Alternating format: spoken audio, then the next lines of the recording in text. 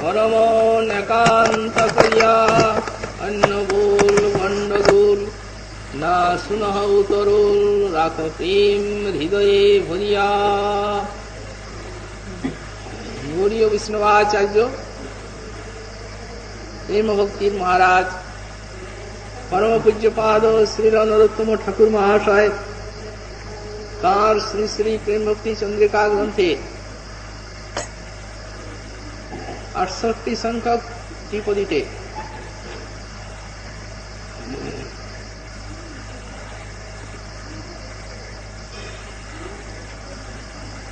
গৌড়ীয় বৈষ্ণবগণের সাধন ভজনের সার কথা উল্লেখ করতে গিয়ে লিখলেন, ব্রজপুর বনিতার চরণ আশ্রয় সার করমন একান্ত করিয়া। ঐকান্তিক ভাবে ব্রজপুর বনিতার চরণাশ্রয়ে অনন্ত মধুর শ্রী শ্রী শ্যাম সুন্দরের সৌন্দর্য মাধুর্য আস্বাদন করা সম্ভবপর হবে। এটি হচ্ছে ভগবত মাধুরী আস্বাদনের সর্বশ্রেষ্ঠ বা চরম কৌশল।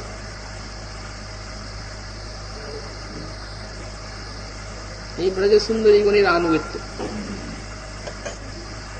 গতকাল এই প্রসঙ্গে আমরা কিছু আলোচনা করেছি। বিশেষ করে মহাপ্রভু যুগে আমাদের গোস্বামীপাদ বললেন এটি না হলে চলবে না, ব্রজ মাধুরী আস্বাদন হবে না। এমনকি আমাদের আচার্য পাদ এত বড় কথাও উল্লেখ করলেন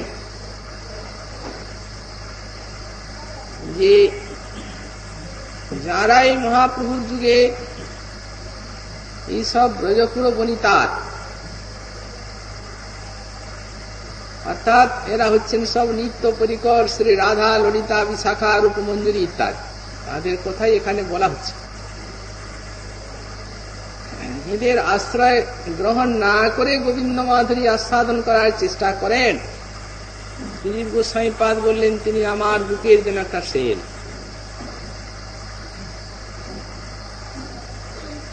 সেল তো দুঃখদায়ক। তাহলে যারা ব্রজপুর বনিতার চরণ আশ্রয় ব্যতি রেখেই সোজাসুজি গোবিন্দ মাধুরী আস্বাদন করার প্রযত্ন করেন এই মহাপ্রভুর যুগে, বোঝা যাচ্ছে যে তাদের জন্য গোস্বামীপাদের বুকে একটা খুব বড় দুঃখ লেগে আছে। এটা তার জীব বাৎসল্য ছাড়া আর কিছু নয়। তাদেরকে নির্দেশ করতে গিয়ে কথাটি তিনি বলেননি, এরূপ বোঝা ভুল। যদি কেউ মনে করেন যে যদি আমি সখ্য বাৎসল্য বা দাস্যরসের উপাসনা করি তাহলে সেল বলে কি তিনি আমাকে তিরস্কার করছেন? বলেন না না, আপনাকে তিরস্কার করা হচ্ছে। এটা তার আপনার উপর একটা বাৎসল্য, করুণা, একটা বিরাট বস্তুর আস্বাদনের যে একটা সৌভাগ্য লাভ করেও যে আপনি কমের ভিতরে চলে গেলেন, এই জন্য এই কথাটি উল্লেখ করেছে। এবং সেই সঙ্গে শুধু তাই নয়, আরো কয়েকটির কথা বললেন। যদি কেউ বলেন সেটি আপনার কেমন সেল, দৃষ্টান্তগুলিতেই জানা গেল যে এটি তার করুণা। বললেন রিপো ন হরি সেবিতা বৈকৃতি ন হজ্জর্পক কবি ন হরি বর্ণক শ্রীত গুরুর ন হজ্জাশ্রিত গুণী ন হরি তৎপর সরলধীর্ণ কৃষ্ণাশ্রয় সচ ন ব্রজরামানুগ সহৃদি সপ্ত শল্যানি মেঘ। আমার নিজের হৃদয়ে 7টি সেল। করুণা করেই বলছেন যারা রাজা তারা যদি হরি সেবা না করেন তাহলে তিনি আমার হৃদয়ের একটা সেল। অর্থাৎ নিজে যদি হরি সেবা করতেন রাজা, তাহলে নিজেও গোবিন্দ চরণ লাভ করতে পারতেন এবং অনেককেও লাভ করাই দিতে পারতেন। এই জন্যই দুঃখ। বৈকৃতি ন হজ্জার্পক, আর যারা অনেক টাকা পয়সা ব্যয় করেন কিন্তু গোবিন্দ সেবায় বৈষ্ণব সেবায় করেন না, তারাও আমার হৃদয়ের একটা সেল। কারণ বিষয় বিষ,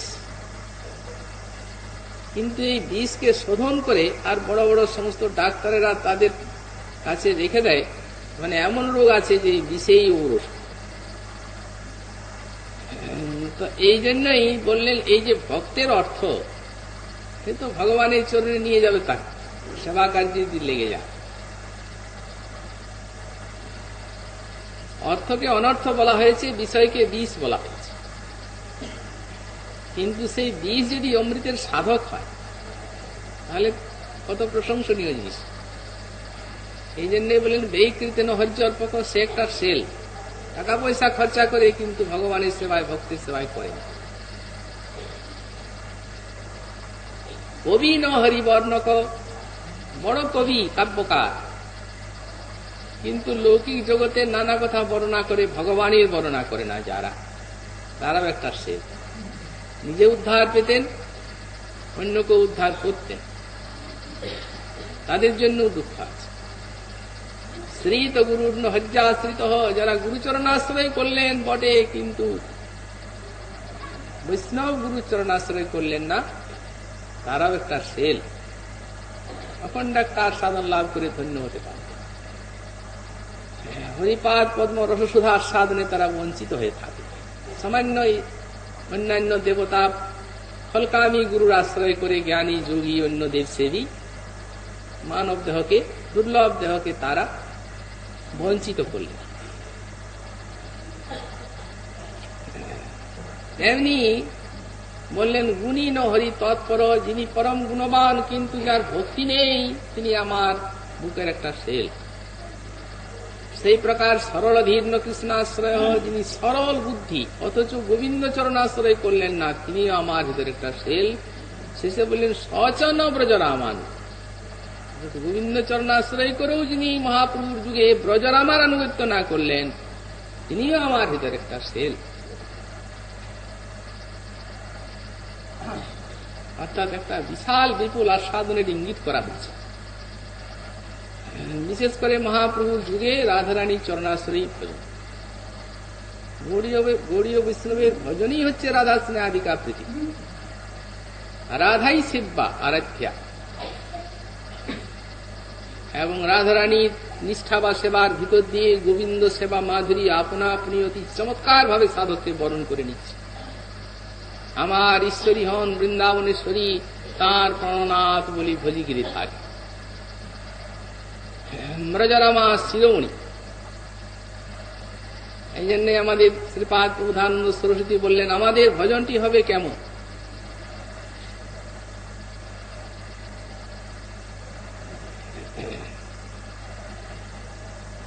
বললেন রাধা কেলি বিথিসু চরণ, রাধা বিধামুচ্চরণ, রাধায়া অনুরূপমেব পরম ধর্মং রসেনাচরণ, রাধায়া চরণাম্বুজং পরিচরণ নানুপচারুর মুদা, করহি সাংস্তুতি শেখর পরিপরিচরণ আশ্চর্য চর্যাচরণ।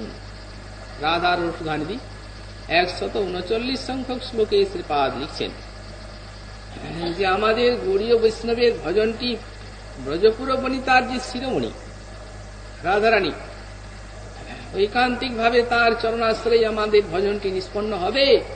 এবং এই যে অখণ্ড মাধুর্য মূরতি গোবিন্দ, যার অনন্ত মাধুর্যের সিন্ধু, সেই সিন্ধুর অফুরন্ত আস্বাদন এই জাতীয় ভজনই পায়। রাধা কেলি নিকুঞ্জ বিধিচরণ, রাধা বিধাম উচ্চরণ। বললেন যে রাধারানী যেখানে বিহার করেছেন সেই বৃন্দাবনের মনে হারাধে হারাধে বলতে বলতে ঘুরে বেড়ায়, রাধা নাম উচ্চারণ করতে। রাধায়া অনুরূপং এব পরমং ধর্মং রসেনাচরণ। ভাগবতে পরম ধর্মের সন্ধান দিতে গিয়ে সুতমুনি বললেন সবই পুংসাং পরো ধর্ম, যত ভক্তি রথস্বজি অহিতক্য প্রতিহতা জয়াত্মা সুপ্রসিদ্ধতি। অধক্ষজ ইন্দ্রিয়াতীত ভগবান, ভক্তি তাকে সাধকের কাছে টেনে আনবে, কিন্তু সেই পরম একেই পরম ধর্ম বলা যায়, কিন্তু সেই ভক্তি হবে অহৈতুকী এবং অপ্রতিহতা। হয়তো কি ফলাভিসন্ধান রহিতা, অর্থাৎ গোবিন্দ চরণ সেবা ছাড়া অন্য কোন ফলের অনুসন্ধান নেই, এবং এই ভক্তি অবাধ নির্বাক। কিন্তু সেই যে পরম ধর্ম, সেটি কিন্তু রাধায়া অনুরূপং এবং পরম ধর্মং রসেন আচরণ, রাধারানীর অনুরূপ পরম ধর্ম আমরা রসের সঙ্গে আচরণ করব বলছি। পরিপূর্ণ শ্রী রাধার চরণানুগত্য হবে গোবিন্দ ভজন, গোবিন্দ ভজনই হবে রাধারানীর পূর্ণ আনুগত্য বা তাঁরই চরণাশ্রয়। এইটি শ্রেষ্ঠ কৌশল গোবিন্দ মাধুরী আস্বাদনে। এবং এই যে রাধারানীর অনুরূপ ভজনটি আমরা করব এই পরম ধর্মে, এটি হবে রসেন আচরণ। আমাদের বাহ্য এবং অন্তর সাধন যা আছে সবগুলি মনসংযোগের সঙ্গে আস্বাদনের সঙ্গে হচ্ছে কিনা, প্রত্যেকটি ভজনাঙ্গ আমাদের সাধন ভজনে রসময় হয়ে উঠছে কিনা, আস্বাদ মধুর হয়ে উঠছে কিনা, সেই দিকে আমাদের লক্ষ্য থাকবে। রসেন আচরণ ভজনাঙ্গগুলি আস্বাদ মধুর হচ্ছে কিনা, কারণ গৌড়ীয় বৈষ্ণবের ভজনই হচ্ছে রাগমার্গের ফল। মনসংযোগ নিয়ে যেন আস্বাদ মধুর হয়ে ওঠে, যন্ত্রের মতো যেন না। পরে বলছেন রাধায়া চরণাম্বুজং পরিচরণ নানু উপচার মুদা। আরে বৃন্দাবনের ফুলদল, বৃন্দাবনের সঞ্জাত তুলসী, এই স্থানের নানা উপচারে শ্রী রাধারানী চরণার্চনা করব। গোবিন্দ মাধুরী আস্বাদনের এই শ্রেষ্ঠ কৌশল, এটি হচ্ছে সমস্ত শ্রুতি শাস্ত্রের চরম শীর্ষদেশ। পরিহি শ্যাং শ্রুতি শেখর করি পরিচরণ আশ্চর্যচর্যাং চরণ। শ্রুতি শেখরের উপরের আরোহণ করে কখন এই রূপ আশ্চর্যচর্যা আশ্চর্য ভজনের অনুষ্ঠান করার সৌভাগ্য লাভ করব। তাই ব্রজপুর বনিতার চরণাশ্রয় সার কর্ম একান্ত করিয়া ঐকান্তিক ভাবে নিতে হবে আশ্রয়। শ্রী রাধারানীর কিঙ্করী অভিমানী শ্রী রাধারানীর চরণাশ্রয় যুগল ভজন সম্পন্ন হবে। তারপরে বললেন অন্য বোল গণ্ডগোল না শুনহ উতরোল, রাখো প্রেম হৃদয়ে ভরিয়া।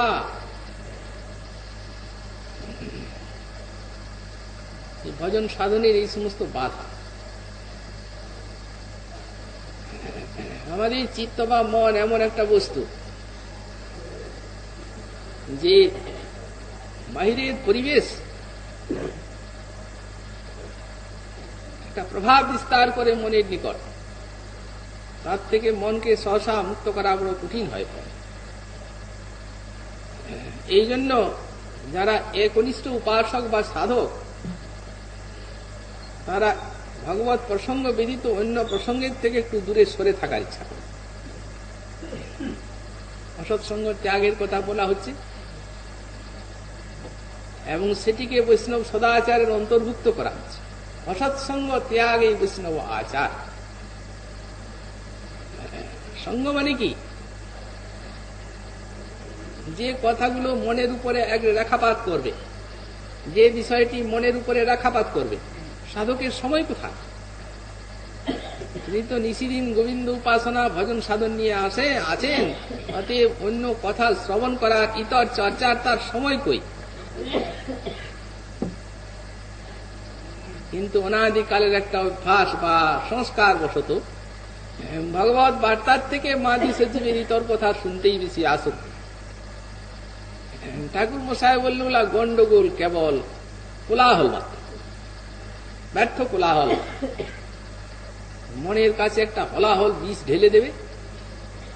ইতর চর্চায় মন যতখানি বিক্ষিপ্ত হয়, অন্যভাবে ততখানি হয় না। সুতরাং বিক্ষিপ্ত চিত্তে কখনোই ভগবানের স্মরণ মনন উপাসনা হওয়ার সম্ভাবনা নেই। এই জন্য ভগবানের বা ভক্তের আলোচনার থেকে বাদ দিয়ে অন্যান্য যে সমস্ত ইতর আলোচনা, তাতে আমাদের কোনো লাভ নেই, কেবল লোকসান বা হানি ছাড়া কিছু নেই।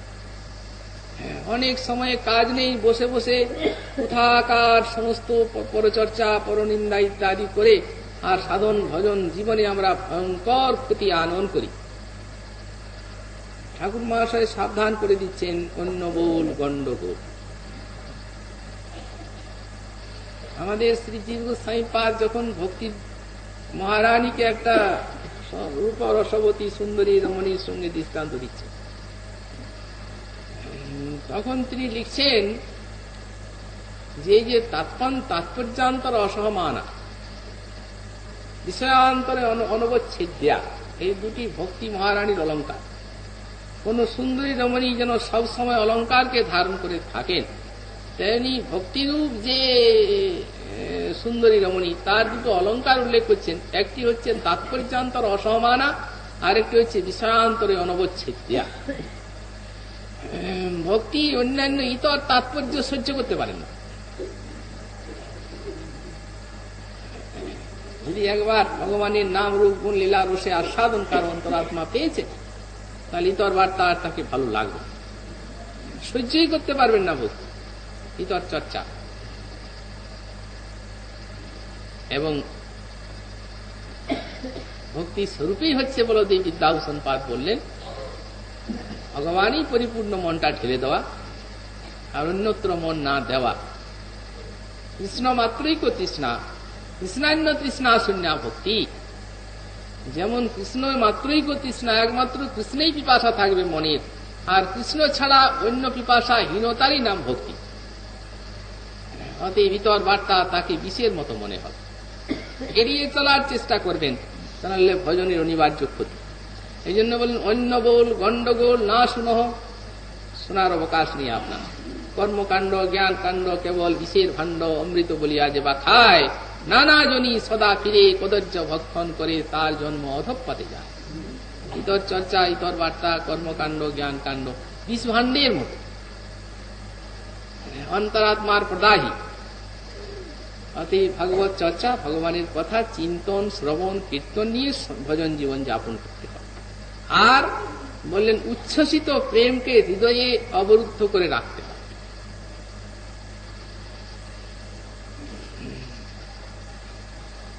যেমন আমাদের ভজন সাধনের যে বার্তা যেন কারো কোনো প্রকারে আমাদের মুখে ইত্যাদি দ্বার দিয়ে যেন বেরিয়ে না আসে,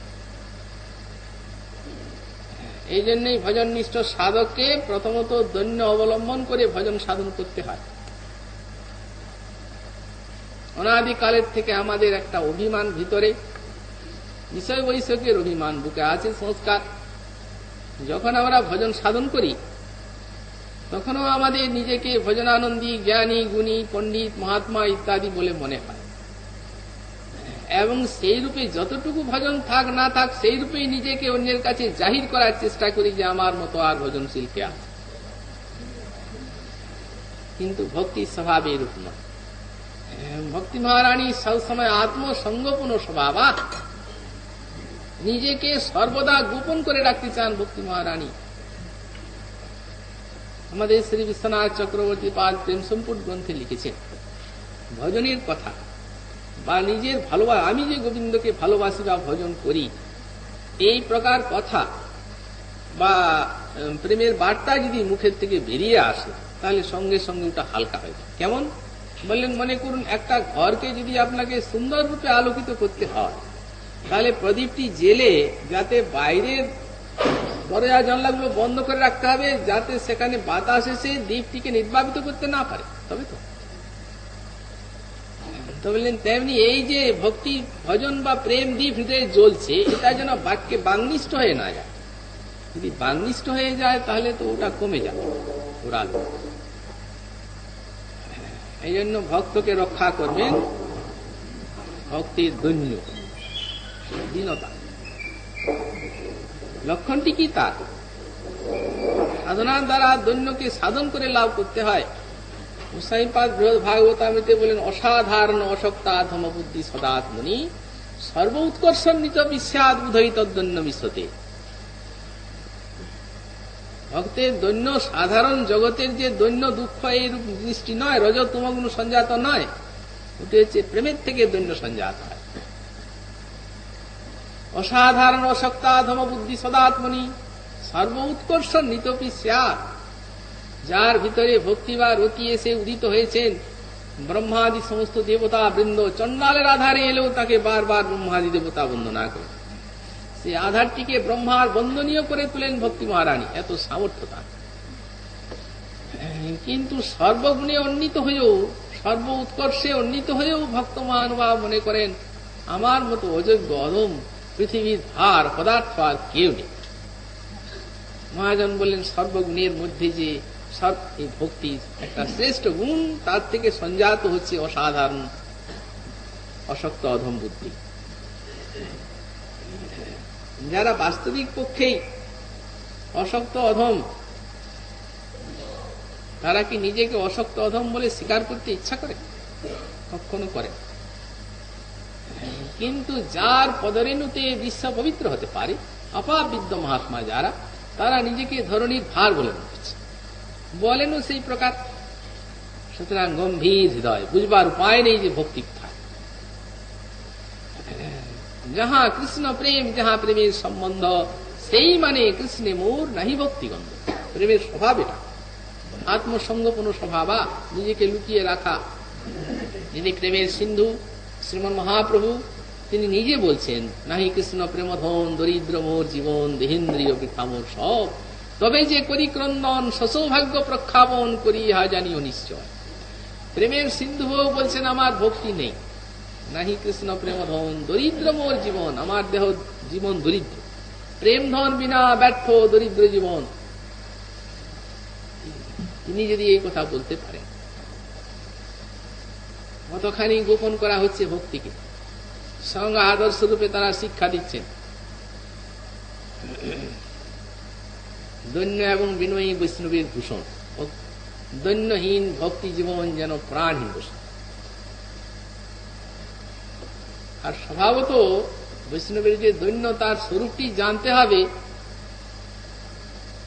যে এটি তার স্বরূপগত বস্তু। আসলে তার কারণ দেখুন, গোবিন্দকে যেদিনের থেকে বিস্মৃত হয়েছে জগতের মানুষ জীব, সেই দিনের থেকে মায়া তাকে ধরেছে, এবং মায়িক নানা বিষয় অভিমান তার সহজাত সংস্কার চিত্তের মধ্যে গাঢ়ভাবে লেগে আছে।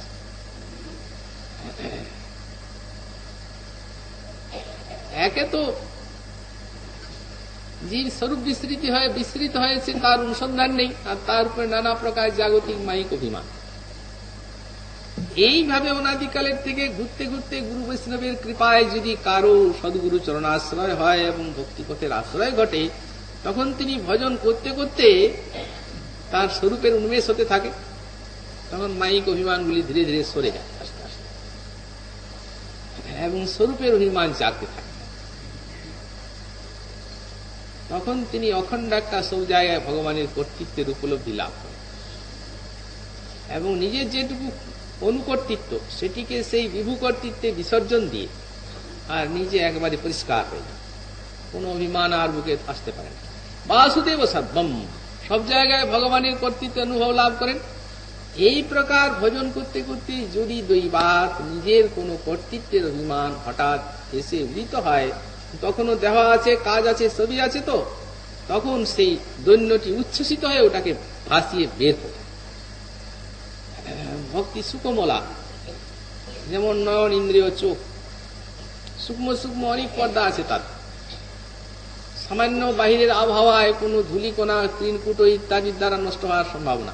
এই জন্য ভগবানের সৃষ্টি, তার উপরে একটা পলক দিয়ে দিয়েছেন, পলক দিয়ে ছেয়ে দিয়েছেন, এবং সেই সঙ্গে আবার ওটা উঠা নামার ব্যবস্থা করেছেন। বুদ্ধি প্রয়োগ করতে হবে না আপনাকে, ওটা আপনি যাদৃচ্ছিক নয়, স্বাভাবিক।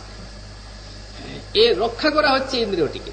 এর মধ্যেও যদি কোনো তৃণ কিংবা ধুলি কণা এসে চোখে প্রবিষ্ট হয়, বাতাসি ঝাপটায়, তখন এমন ব্যবস্থা ভিতরে আছে, আবার চোখ জল ছেড়ে দেয়, ধুয়ে বের করবে, ওটাই পরিষ্কার রাখবে চক্ষুটিকে। ভক্তের এই দৈন্যটি হচ্ছে সেই ভক্তিকে নির্মল রাখার একমাত্র উপায়। সুতরাং বাহিরে যদি এটি প্রকাশ হয়ে গেল, তাহলে দৈন্যের ক্ষতি হয়ে গেল, তখন আর দৈন্য থাকবে। দাস গোস্বামী পাদ এইখানে বৃক্ষতলে বসে কাঁদছে, ওদিকে বাঘে জল খেয়ে যাচ্ছে। সনাতন গোস্বামী পাদ এসেছেন মানস পাবন ঘাটে স্নান করতে, দেখছেন কাছে থেকে বাঘে জল খেয়ে গেল, আর সেইখানে রঘুনাথ বসে আছে। তখন ওর মনে হলো যে এই কথা তাকে না বলাই ভালো, অন্যভাবে বিষয়টি তাকে বুঝিয়ে দেওয়া উচিত। বাঘের থেকে ভয় বললেও বাঘকে ভয় করে না, বাঘের থেকেও যাকে সবার থেকে ভক্ত ভয় করে সেই কথা সেই ভয়টা ওকে দিতে হবে। বাঘের থেকেও যে বেশি ভয় করবে যাকে বলে সেটি কি বললেন, আচ্ছা গোসাই তুমি যে এইখানে রঘুনাথ বসে বসে কাঁদছো, কি করছো? প্রভু রাধারানীকে ডাকছো বাইরে, ভক্ত বলে তোমায় সকলেই জেনে ফেলবে, ভয়ঙ্কর ভজনের ক্ষতি হবে তোমার, কুটিরে বসে কাঁদ। বাঘের ভয়কে ভয় করতেন না, কিন্তু এই যে বাইরে প্রেম প্রকাশ হওয়া, বাঘের থেকে বড় ভয় ভক্তের জন্য। সর্বদা দৈন্যের আবরণে প্রেম ঢাকা থাকছে, এই জন্য বলেন রাখো প্রেম হৃদয়ে ভুলিয়া। উতরল প্রেম উচ্ছ্বসিত হয় যদি, আগের থেকেই বুঝতে হবে, উচ্ছ্বসিত হয়ে ওঠে তখন আগের থেকে ওকে সম্বরণ করার চেষ্টা করতে হবে যতটা পারা যায়। ব্যক্ত হয়ে গেলে তখন কিন্তু আর ওকে সম্বরণ করা যাবে। গোস্বামীপাদ সেই দিনের থেকে, শ্রী সনাতন গোস্বামীপাদ বলে গেলেন সেই দিনের থেকে এখানে কুটিরের সূত্রপাত হলো। তাহলে বৃক্ষতলে ভজন, এক এক বৃক্ষতলে এক একদিন বাস, কবু চানা, কবু চর্বণ, কবু উপবাস। কিন্তু এই যে বাইরে অভিব্যক্তি যে প্রেমের, এইটিকে তারা এত ভয় করেছে।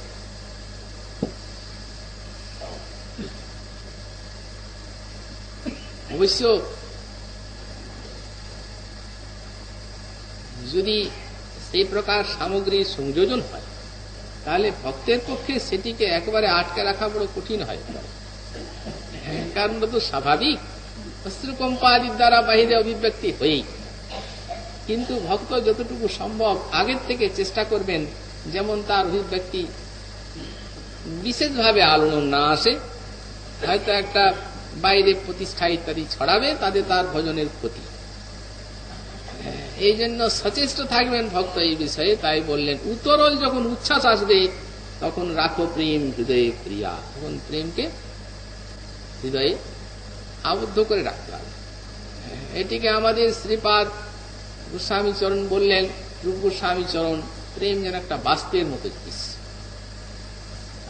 বাষ্পকে সমৃদ্ধ করে রাখা হয় তো কত বড় বড় সমস্ত যন্ত্রে কত দূর পর্যন্ত সমস্ত লক্ষ লক্ষ সহস্র সহস্র মন সমস্ত ওজনের জিনিস বয়ে নিয়ে যাচ্ছে, কত দ্রুত গতি। ট্রেন গাড়ি, রেলগাড়িগুলো বাষ্পকে সমৃদ্ধ করেই তো তার তো শক্তি।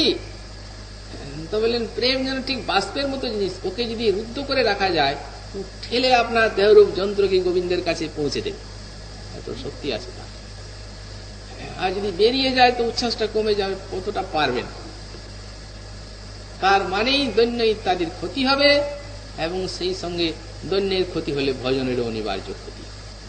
তাই বললেন রাখো প্রেম হৃদয়ে ভরিয়া। তারপরে বলছেন পাপ পুণ্যময় দেহ সকলই অনিত্য এহ, ধনজন সব মিছা ধন্দ, মরিলে যাইবে কোথা, ইহাতে না পাও ব্যথা, তবু নীতি কর কার্য মন্দ। এখন মনশিক্ষায় আসছে, ভজনের কথা বললেন। গোবিন্দ মাধুরী এবং ব্রজবালার আনুগত্যে গোবিন্দ মাধুর্যের আস্বাদনের সমধিক চমৎকারিতা বর্ণনা করে আর এখন মনশিক্ষার মধ্যে আসছেন। বললেন পাপ পুণ্যময় দেহ সকলই অনিত্য এহ, কর্মফলের দেহ অনিত্য বস্তু, এই আছে এই নাই, জলবুদের নলিনী দলগত জলমতি তরলম। কমলপত্রে জল টলমল করছে, কখন পড়ে যাবে কিছু কি ঠিক আছে। বড়ই দুর্লভ দেহ, 84 লক্ষ জনী যাত্রায় একবার। এমন একটা উপাদান দিয়ে বা যোগ্যতা দিয়ে এই দেহটি গড়া, একটা মুহূর্তকেও ভক্তের ক্ষতি করার নয়। এত মূল্যবান জিনিস, প্রত্যেকটা মুহূর্ত। হয়তো মনে করি কিছুদিন পরে ভজন করা হবে, শুনছি সব, আচ্ছা এই জায়গায় যাব, কিন্তু কাল যেটা করতে হবে তা আজই করতে হবে। পরক্ষণে যদি আমার শেষ নিঃশ্বাস ত্যাগ করি, আমি এই জন্য কেউ দায়িত্ব নেবে? কেউ পারে। পাপ পুণ্যময় দেহ কখন যে এর অবসান হবে কে জানে, সবই অনিত্য। ছেড়ে তুমি মানুষ দেহ নিয়ে কি করবে? কতটুকুই বা মানুষ দেহ স্থায়ী ভারতবর্ষে? বললেন যতটুকুই স্থায়ী হোক, এখন তো হবে।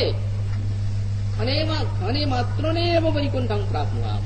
ভারতবর্ষের মানব দেহের এক ক্ষণকালের তো যোগ্যতা আছে। উৎকণ্ঠার সহিত যদি গোবিন্দ ভজন করি, এক ক্ষণকালই গোবিন্দের চরণ পাব। মহারাজ পরীক্ষিত হরিকথা শুনতে বসে প্রথমে নিরাশ হয়ে যান। সুকমুনি এলেন, তাকে ভাগবত কথা শোনাবেন। মহারাজ পরীক্ষিত বলছেন 7 দিন মোটে সময়, এতে আর কি হবে, সারা জীবন তো প্রভু ভজন করলাম। আরে 7 দিন পরেই তো আমার মরণ, 7 দিনে হবে কি? সুকমুনি বলছেন 7 দিন অনেক, আপনার বহু আছে। জানেন যদি উৎকণ্ঠার সঙ্গে ক্ষণকাল ভজন হয় তো তাতে গোবিন্দ পাওয়া যায়। একটা ইতিহাস বললেন খট্টাঙ্গ রাজা সুকমুনি ভাগবতের প্রারম্ভে যখন শুরু হল, শোনাচ্ছেন মহারাজ পরীক্ষিতকে। প্রথমে এই কথা বলছেন, যখন মহারাজ পরীক্ষিত বলে 7 দিনে কি করে এত বড় পরমার্থ সাধনা হয়, বললে ক্ষণকালে হবে, এই দেহের এত যোগ্যতা। খট্টাঙ্গ নামক রাজা ছিলেন, দেবতাগণের সহায়তা করেছিলেন এবং দেবতাগণ তাকে বর দিতে চেয়েছিলেন। রাজা ভক্ত ছিলেন, উনি তাদের কাছে কিচ্ছু বল নিতে চান। উনি বললেন, আপনারা সর্বজ্ঞ, আপনারা জানতে পারেন কতদিন মানুষের আয়ু, অতএব আপনারা যদি আমার আয়ুটি বলে দেন তাহলে অবশিষ্ট জীবনটিকে আমি সেই প্রকার কাজে নিয়োগ করতে পারি। তখন দেবগণ তার আয়ু দেখে বললেন, দুঃখের সেই জানাতে হচ্ছে আর ক্ষণকাল আপনি বাঁচেন। তখন বললেন, দিন একটা দ্রুতগামী যান দিন, যাতে আমি আমার ভারতবর্ষে যেতে পারি, এই জায়গায় ভোজন হবে স্বর্গের থেকে। একটা দ্রুতগামী যান নিয়ে তখনই ভারতবর্ষে এসে ক্ষণকাল উৎকণ্ঠার সঙ্গে ভজন করেই গোবিন্দ চরণ পেল। প্রত্যেকটা ক্ষণের তো যোগ্যতা আছে, তবে ব্যাকুলতা চাই। তো ব্যাকুলতা নশ্বর বলে বা অনিত্য বলে মনে হচ্ছে না। তো যদি অনিত্য বা নশ্বর বলে মনে হতো তো ব্যাকুলতা আসতো, কিন্তু এমনি মায়ার নির্মম পরিহাস। অনিত্য তো ঠিকই। বকরূপী ধর্মরাজ জিজ্ঞাসা করেছিলেন যুধিষ্ঠিরকে, কিমা আশ্চর্যম, আশ্চর্য কি? যুধিষ্ঠির মহারাজ বললেন, এই যে সব জীব মরে মরে আর যাচ্ছে, কিন্তু বাকি যারা আছে তারা মনে করছে তারা আর মরবে না। নিত্য নিত্য জীব জন্তু যায় জম ঘরে, বাকি যারা থাকে তারা ইহা মনে করে আমরা তো চিরজীবী, না হইব ক্ষয়, ইহা হইতে কি আশ্চর্য কহ মহাশয়? ধর্মরাজ বললেন, ঠিক আছে, যথাযথ উত্তর, এই আশ্চর্য, এর থেকে বড় আশ্চর্য আর কিচ্ছু না। যদি নশ্বর বলেই মনে হয় তাহলে তো গোবিন্দ চরণের রতিমতি হবে, বিশ্বাসক্তি যাবে, সব হবে, কিন্তু তা তো হচ্ছে না। এই জন্য ঠাকুর মহাশয় বললেন, সকল অনিত্য বলে জানতে হবে। ধন জন সব মিছা ধন্দ, এই সমস্তই তো স্বপ্ন। তবে রাত্রে স্বপ্নটা আমরা এক রাত দেখি, আর এটা একটা জীবন, এইটুকুই ভেদ। তাছাড়া সব স্বপ্নবোধ কিছুই না। আত্মা ভগবানের দাস, কর্মফলে মায়াবদ্ধ হয়ে নানা জিনিসে জন্মগ্রহণ করে বেড়াচ্ছে, যে দেহ পাচ্ছে সেই দেহটিকে আমি বলে মনে করছি, কিন্তু ওটা তার উপাধি, তার স্বরূপ একবারে সম্পূর্ণ আলাদা, পৃথক। চিদানন্দ বস্তু সে ভগবানের দাস। কি আছে তার এই দেহের সঙ্গে, স্ত্রী পুত্র বিষয় ভোগের সঙ্গে সম্পর্ক কতটুকু, কতক্ষণ পর্যন্ত স্থায়ী? বললেন, সুতরাং ধন জন সব বিষাধন্দ, এই সমস্ত মিথ্যা, জলবুদবুদের মতো স্থায়ী। মরণকে সামনে রেখে অনিত্য জ্ঞানে সাধককে ভজন সাধনে নামতে হবে, তাহলে অনেক অনর্থ চলে যায়। এক মহারাজ এক সাধুর কাছে ওষুধ নিচ্ছিলেন সুররোগের। তো সাধু বাবা থাকতেন শ্মশানে, সকালবেলা রাজাকে ওষুধ দিতে আসতেন। একটা গাছগাছড়ার রস, তারপরে সেই ওষুধটা সিকি ভাগ রাজাকে খাইয়ে দিতেন আর নিজে 12 আনা ভাগ খেতেন। ওষুধ তো রাজার সারল, এমন দেহ পুষ্ট হয়ে গেল কয়েকদিনের মধ্যে। তো মহারাজ একদিন যখন উনি 12 আনা ভাগ খাচ্ছেন, তখন বললেন, ভগবান আপনি একটা অপরাধ নেবেন না তো, একটা কথা আপনাকে জিজ্ঞাসা করব। হ্যাঁ মহারাজ বলো। আরে আপনি যে এতটা ওষুধ খাচ্ছেন, আমি আপনার ওষুধ খেয়ে মরতে গিয়েছিলাম, ভালো হয়ে গেল রোগ, আর এই কয়েকদিনে শরীরের এমন সপ্তধাতু পুষ্ট হলো, আমার মন তো বিপদে যাচ্ছে, ইন্দ্রিয় চঞ্চল হয়, আর আপনি একজন এত বড় সাধক, আপনি এতটা ওষুধ খেয়ে আর দ্রব্যগুণের থেকে মনটাকে ঠিক রাখছেন কি করে, ইন্দ্রিয়কে?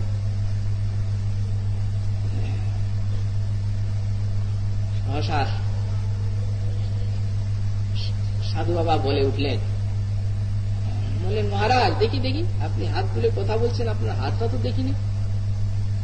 ওহো, ওষুধে আপনার রোগ ভালো হয়েছে বটে, কিন্তু মৃত্যুর ফাঁড়া আপনার কাটেনি। আজ থেকে 1 মাসের মধ্যে আপনি মরে যাবেন। মরবেনি। যেমনি মৃত্যুটিকে সামনে খাড়া করে দিল সাধু, তেমনি মহারাজ আর কি করে একবারে মুমূর্ষ হয়ে গেলেন। দেহই তো সব। বাবা আপনি আমাকে বাঁচাতে উদ্যত হয়েছিলেন, বেঁচে গিয়েছিলাম, আবার বলছেন 1 মাসের মধ্যে মৃত্যু। মৃত্যুটা আপনার কাটেনি, ওটা কাটার উপায় আছে, একমাত্রই ওষুধটাই, তবে ওই রকম অল্প মাত্রায় নয়। আজ থেকে সবটা আপনার খেতে হবে, আমি আর 1 ফোঁটা খাবো।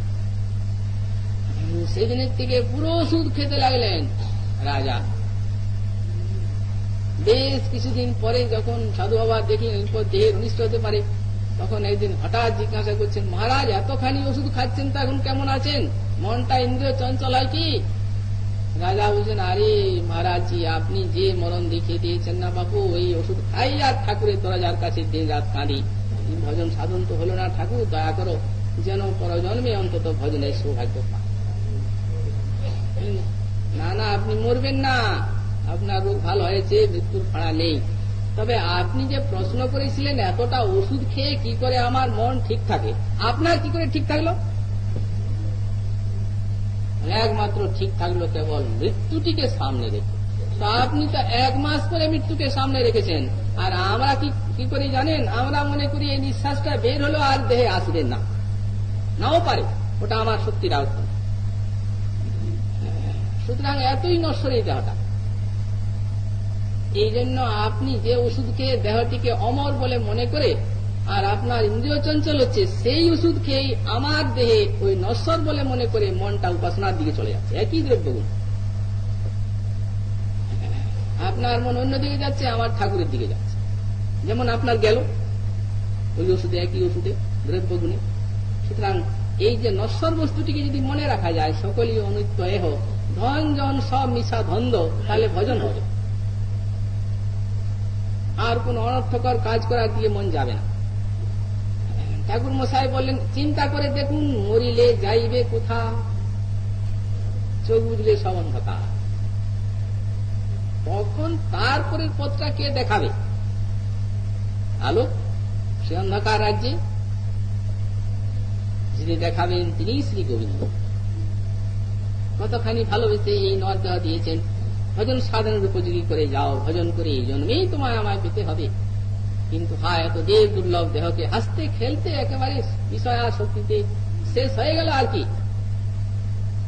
দেখতে দেখতে ফুরিয়ে যাবে সব এই সমস্ত খেলা,